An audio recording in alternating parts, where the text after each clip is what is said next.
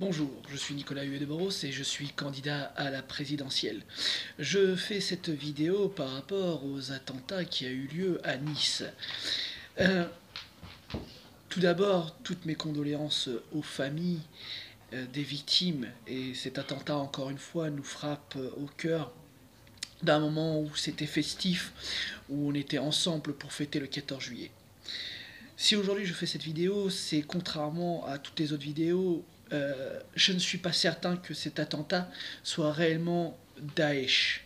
Je ne suis pas sûr, même si la télé, même si tout essaye de nous prouver le contraire, j'ai plutôt l'impression d'un homme fou qui avait des tendances psychotiques, suicidaires, qui avait l'envie d'en finir avec la vie et a pris un camion et a foncé sur une foule.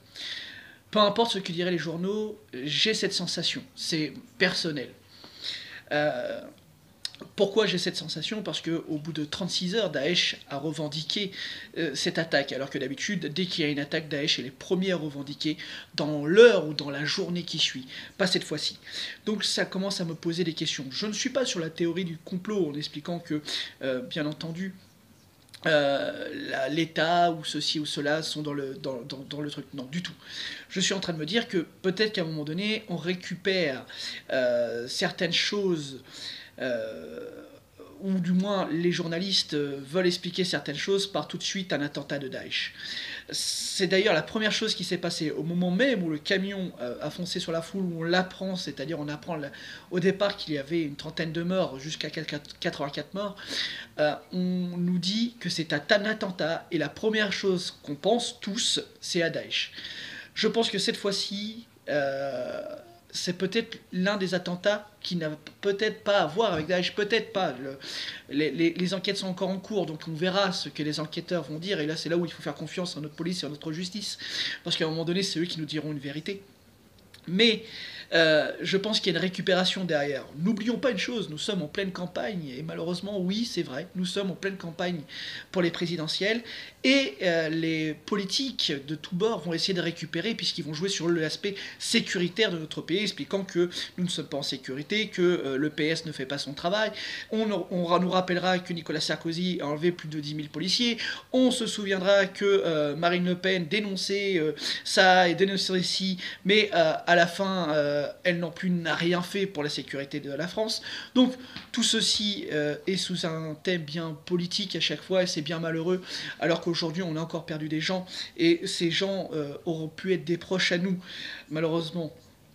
Et donc on doit comprendre que d'abord, avant de commencer à dire ceci ou à dire cela, je pense qu'il faut qu'on soit tous en deuil. Il faut que d'abord on se remette de ça, parce que c'est un peu beaucoup en ce moment que ça nous arrive. Et encore une fois, toutes mes condoléances aux familles. Et j'espère que les enquêtes, ce sera rapide. J'espère qu'on saura pourquoi il n'y a pas eu ces forces de sécurité ces derniers temps. Et je fais partie de ceux qui, durant la Coupe du Monde de football, à un moment donné, a été dans une fan zone pour la regarder, et j'étais dans les premiers à être surpris de voir qu'il n'y avait pas autant de sécurité qu'on nous avait promis.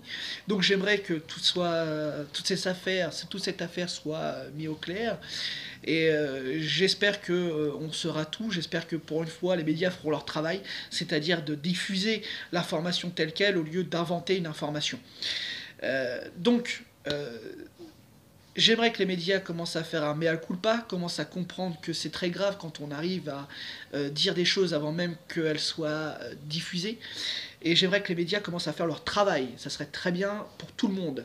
Et non pas du sensationnel. C'est-à-dire qu'on n'est pas là pour filmer ou envoyer des vidéos de personnes qui sont en train d'agoniser. Ça serait bien qu'elles font leur travail en laissant les gens en paix. Merci aux journalistes de faire ça. Mesdames et messieurs, encore une fois, c'est endeuillé que je parle, parce que c'est quand même horrible ce qui nous arrive. C'est quand même. C'est à chaque fois, ces derniers temps, c'est tout le temps. Et, ça a été l'attentat de Tunis il y a encore quelques temps. Ça a été. Voilà, en ce moment, on voit bien qu'il y a quelque chose qui ne va pas. C'est pour ça que j'ai fait d'ailleurs des propositions sur le système de prison. Vous pouvez la retrouver sur ma vidéo que j'ai fait de mon programme, en expliquant que la prison aujourd'hui n'est plus adaptée. Une personne qui va en prison n'est plus prise en charge. Donc peut-être qu'à un moment donné, il ne faut pas passer par la caisse prison, mais par autre chose. Je proposais le service militaire, c'est-à-dire que les gens, au lieu d'aller en prison, partent au service militaire pour pouvoir se réorienter par la suite. Et que seuls les gens considérés comme dangereux, c'est-à-dire les personnes qu'on sait qui sont dangereux, vont en prison. Ça soulagerait peut-être aussi nos personnels pénitentiaires. C'est là-dessus où peut-être il faut réfléchir. Je ne dis pas qu'en tant que candidat, c'est là-dessus qu'il faut faire. C'est-à-dire, je ne dis pas que c'est la solution.